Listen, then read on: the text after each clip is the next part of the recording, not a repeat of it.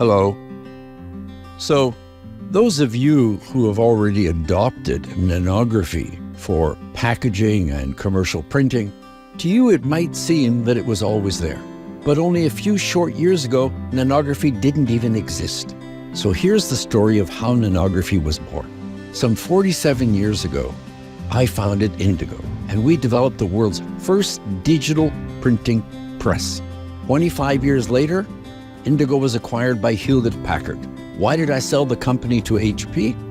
Well, I concluded that though Indigo's technology was the best of its day, it was simply too complicated and too expensive to ever become mainstream.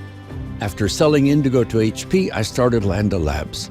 In Landa Labs, we focus on developing nanomaterials for various fields from energy to cosmetics to pharma and others.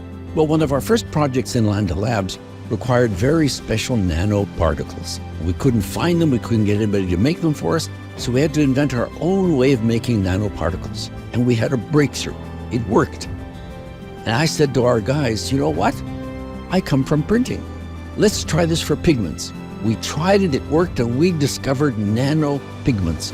Well, nanopigments have such spectacular optical properties that I had no choice. I simply had to go back into printing.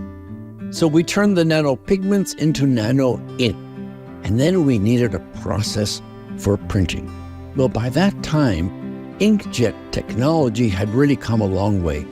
And the inkjet printheads were now of high enough resolution to get very high quality imaging. The problem with inkjet, which of course must use water-based inks, is that water and paper don't mix.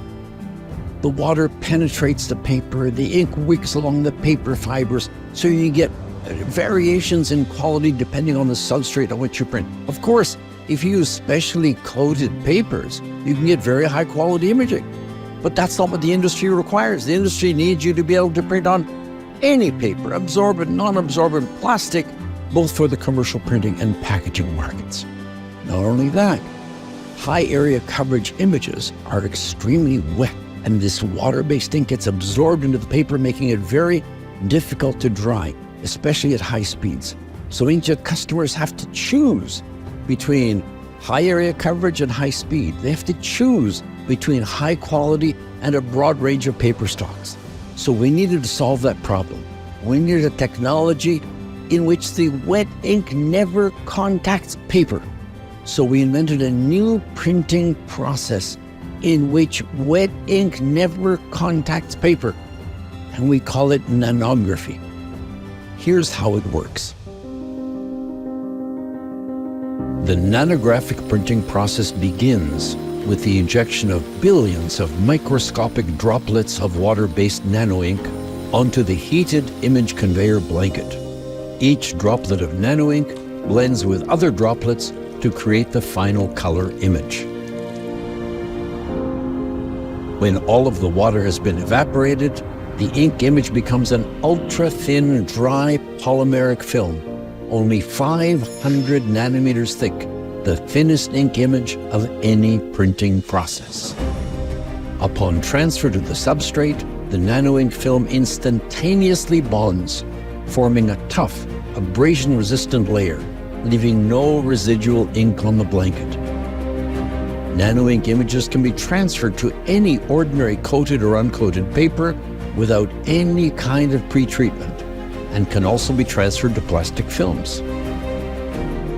Since nano ink images are already dry, printed sheets can be coated in line with conventional UV or water-based coatings and then processed in finishing equipment right out of the press. And all of this with breathtaking print quality at offset press speeds. So with nanography, because the image is dry before it is ever transferred to the substrate, all images are identical no matter what substrate they're transferred to.